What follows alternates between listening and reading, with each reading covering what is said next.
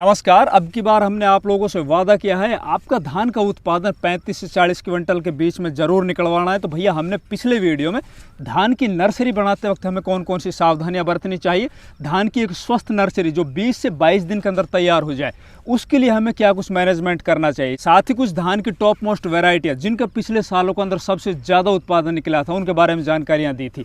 आज इस वीडियो में अपन बात करेंगे धान की बुआई करते वक्त खेत की तैयारी किस तरह से करें, बेसल डोज में हम वो कौन से ताकतवर खाद डालें जिनसे धान की फसल हमारी आखिरी टाइम तक भी ना हारे और साथ ही वो बीमारियों से भी लड़ती रहे, और साथ ही धान की बुआई से लेकर अगले 10 दिनों तक हमें धान की फसल के अंदर क्या कुछ मैनेजमेंट करना चाहिए, क्या कुछ खाद देना चाहिए, वो सभी जानकारी आज आप लोगों को इस वीडियो के माध्यम से मिलेंगी। तो नमस्कार, मैं इंद्रपाल यादव, आप देख रहे हैं देश का सबसे विश्वसनीय फार्मिंग यूट्यूब चैनल देश की जान हमारे किसान।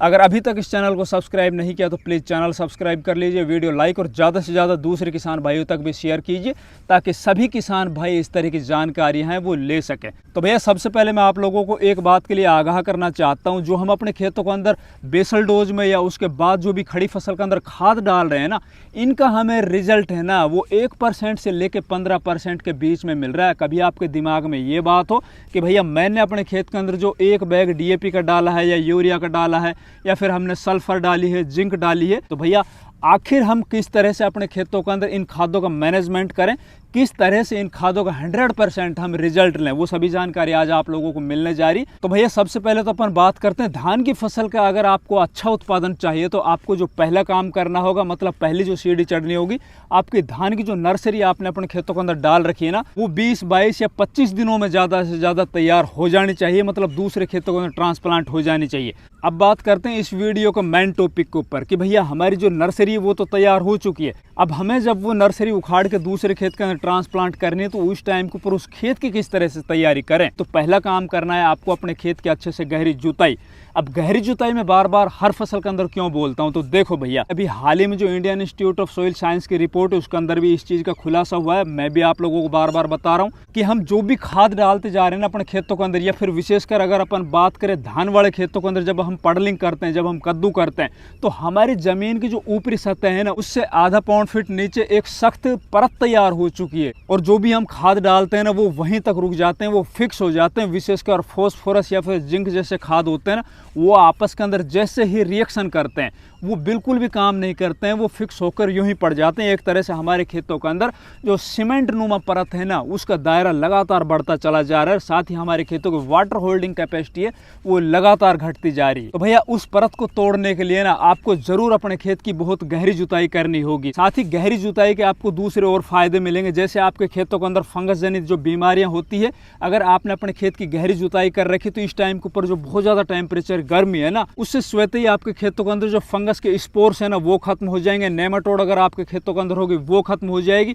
और अनवांटेड जो खरपतवार के बीज है ना वो भी सूख जाएंगे। तो भाई गहरी जुताई के एक फायदे नहीं अनेकों फायदे हैं। फिर इसके अंदर आपको देसी खाद डालना है। अब देसी खाद बहुत जरूरी है। आप ये सोचो कि भाई हम तो बहुत बड़े स्तर के ऊपर धान की बुआई करते हैं, इतना देसी खाद हम कहाँ से लेकर आए, तो कोशिश कीजिए ज़्यादा नहीं तो आप थोड़ा, लेकिन देसी खाद सड़ा गड़ा बिल्कुल एकदम, या फिर वर्मी कंपोस्ट हर जगह पर अवेलेबल हो जाते हैं। वर्मी कंपोस्ट आप लीजिए अपने खेत के अंदर फैला दीजिए, इससे जहां आपके खेतों के अंदर कार्बनिक मैटर बढ़ेंगे वहीं पे आप जो ये आगे चलकर रासायनिक खाद डालोगे उनके रिजल्ट है ना वो आपको 2-3 गुना ज़्यादा देखने को मिलेंगे। ये बहुत ज़रूरी है। देसी खेत जिन खेतों के अंदर नहीं डलता है, लगातार रासायनिक खाद डालते हैं ना, तो अभी हाल ही में Indian institute of soil science की रिपोर्ट निकल के आई जिसके अंदर बेहद ही चौंकाने वाले आंकड़े सामने आए ना, जिसके अंदर बताया भैया नाइट्रोजन जो हम यूरिया अपने खेतों के अंदर डाल रहे हैं वो केवल 30% हमारे खेतों को या हमारी फसलों को मिल रहा है। दूसरा फॉस्फोरस DAP जो हम अपने खेतों के अंदर डाल रहे हैं वो केवल 15 से 20% हमारी फसलें ले पा रही, बाकी बचा हुआ वो जहरीले पदार्थ के अंदर कन्वर्ट हो रहा है। इसके अलावा जो हम लगातार सल्फर डालते जा रहे हैं, सल्फर केवल हमारी फसलों को 9 से 10% मिल रहा है। जिंक जो हम अपनी फसलों के अंदर डालते हैं, जैसे हमारी फसलें पीली हो जाती है उसको हम हरा भरा करने के लिए डालते हैं, तो केवल 2% जिंक की हमारी फसलें ले पाती। इसके अलावा आयरन और कॉपर जो हम अपनी फसलों के अंदर दे रहे हैं तो भैया केवल और केवल 1% ही हमारी फसलें ले पा रही है। भैया इन सभी पोषक तत्वों की, इन सभी खादों के, इन सभी फर्टिलाइजर की एफिशिएंसी बढ़ाने के लिए हमें अपने खेतों के अंदर देसी खाद मतलब ऑर्गेनिक मैटर बढ़ाने होंगे। खेत की आपको फिर दोबारा से अच्छी जुताई कर देनी या रोटावेटर मार देना है, फिर इसके बाद अपने खेत के अंदर आपको पानी भर देना है और फिर उसके अंदर आपको कद्दू करना है। उसके अंदर आप कल्टीवेटर चलाओ या फिर आप रोटावेटर चलाओ और लगातार उसके अंदर आप अच्छे से पडलिंग कीजिए। पडलिंग करने के बाद जब बचता है ना केवल एक सुहागा ऊपर से जो अपन एक मेड़ा मारते हैं, ये सब काम करने के बाद भैया वो पाटा मारने से पहले आपका जब खेत तैयार हो जाता है ना, उस टाइम के ऊपर आपको कुछ रासायनिक खाद डालने। अब रासायनिक खादों के अंदर आप नोट कर लीजिए, एक बैग पूरा आपको डीएपी का डाल देना है शुरुआत में बेसल डोज में, जब आप धान की बुआई करने जा रहे हो, बुआई करने से पहले। बहुत से किसान क्या करते हैं, बुआई करने के बाद भी डालते हैं, 2-3 दिन बाद भी डालते हैं या फिर वो 10 दिन बाद भी डालते हैं। तो ये आप कान खोलकर नोट कर लीजिए कि फॉस्फोरिक जो भी खाद होते हैं, विशेषकर डीएपी है या सिंगल सुपर फॉस्फेट है, ये अपना 100% रिजल्ट देते हैं बेसल डोज के अंदर ही। मतलब बुआई से पहले अपने खेत के अंदर इनको दबाना पड़ता है। उसके बाद जब हम कोई भी फसल लगाते हैं तो उनकी जो जड़ें हैं ना, उन जड़ों को इन खादों तक पहुंचना पड़ता है। बाकी के खाद तो जड़ों तक खुद चले जाते हैं, वो घुलनशील होते हैं, वो क्रियाशील होते हैं, लेकिन फॉस्फोरिक खाद है ना, वो एक जगह के ऊपर पड़ा होता है, वो फिक्स हो जाता है। उसके लिए हमारी फसल की जो जड़ें हैं ना, उनको वहां तक पहुंचना पड़ता है। तो भैया इनके अगर आपको 100% रिजल्ट लेना है तो आपको पूरी मात्रा, जैसे एक बैग अपन को डीएपी डालना है बुआई से पहले, जब हम अपने खेत के अंदर आखिरी पाटा लगा रहे हैं ना, छिटक देना है। इसके अलावा दूसरे खाद की बात करते हैं भैया, जिसको अब लगातार इसके रेट बढ़ने के कारण हमारे देश के अंदर बहुत कम लोग प्रयोग में कर रहे हैं, जिसकी वजह से हमारी फसलों का उत्पादन लगातार प्रभावित होता जा रहा है। वो है भैया पोटास। अगर आप अपने खेत के अभी इस टाइम के ऊपर मिट्टी की जांच कराओगे तो निश्चित तौर पर आपके खेतों के अंदर पोटास की कमी मिलेगी, क्योंकि इसके रेट ज़्यादा बढ़ने के कारण हमारे किसान है इसको हल्के में ले रहा है। हल्के में पहले भी लेता था, लेकिन ये खाद है ना, ये सबसे ज़्यादा ताकतवर है। ये खाद हमारी फसल को बीमारियों से बचाता है, पर्यावरणीय तनाव जो स्ट्रेस के अंदर आ जाती है ना फसलें, उससे बचाता है। इसके अलावा जो हमारी फसल के अंदर आगे चलकर दाने बनेंगे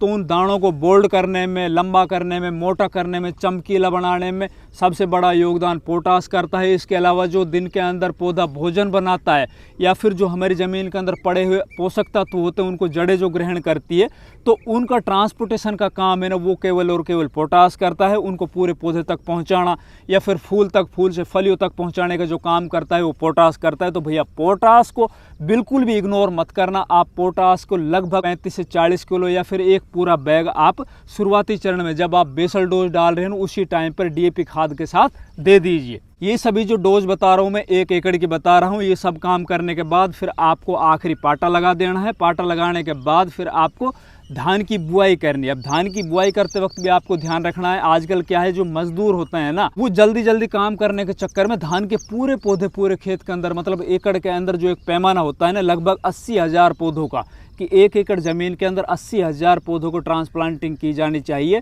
वो बहुत कम खेतों के अंदर देखने को मिलता है, गैप रह जाता है खेतों के अंदर। तो आपको विशेष ध्यान रखना, जब आप धान की बुआई करा रहे हो उस टाइम के ऊपर आप जैसे ही आपके लेबर धान की बुआई कर रही है उसको पहले आगाह कर दीजिए कि भैया लगभग हमारे खेत के अंदर 1 एकड़ में 80,000 पौधे लगने चाहिए। अब ये काम करने के लगभग 10 दिन के बाद आपको अपने खेत के अंदर यूरिया डालना है। देखिए शुरुआती चरण में जब हमने डीएपी डाला था तो कुछ मात्रा लगभग 18% उस डीएपी के अंदर नाइट्रोजन भी था। तो फसल जैसे हमारी शुरुआती चरण के अंदर उनकी जड़ें नीचे अंदर ज़मीन में जाएगी तो वो जहाँ पे फॉस्फोरस भी ले लेगी वहीं पे उसको नाइट्रोजन भी मिल जाएगा। अब 10 दिन के बाद जैसे हमारी फसलों के अंदर कल्ले निकलने स्टार्ट होते हैं तो कल्लों के अंदर सबसे बड़ा योगदान करता है फॉस्फोरस। फॉस्फोरस हमने शुरुआती चरण में उसको दे दिए थे। कल्लों की जो संख्या है ना निश्चित तौर पर बढ़िया निकलेगी। अब हमारी फसल को हरा भरा करने के लिए, उसकी वेजिटेटिव ग्रोथ बढ़िया करने के लिए हमें यूरिया लेना है। यूरिया के अंदर हमारी फसल को नाइट्रोजन मिल जाएगा। तो 10 दिन के बाद लगभग आपको 30-35 किलो या पूरा एक बैग यूरिया का लेना है। उसके अंदर आपको 10 किलो 21% वाली जिंक है वो ले लेनी है। इनको मिला के अपने खेत के अंदर ऊपर से छिट्टा कर देना है। देखिए भैया आपकी जो धान की फसल है ना वो लगभग 15 दिन के बाद जब आप उसको देखोगे तो उसके अंदर एक तरफ तो जहाँ कल्लों की संख्या बहुत ज़्यादा होगी, दूसरी तरफ फसल है ना वो एकदम हरी भरी होगी और वो शुरुआती चरण से ही बढ़िया ग्रोथ को पकड़ चुकी होगी।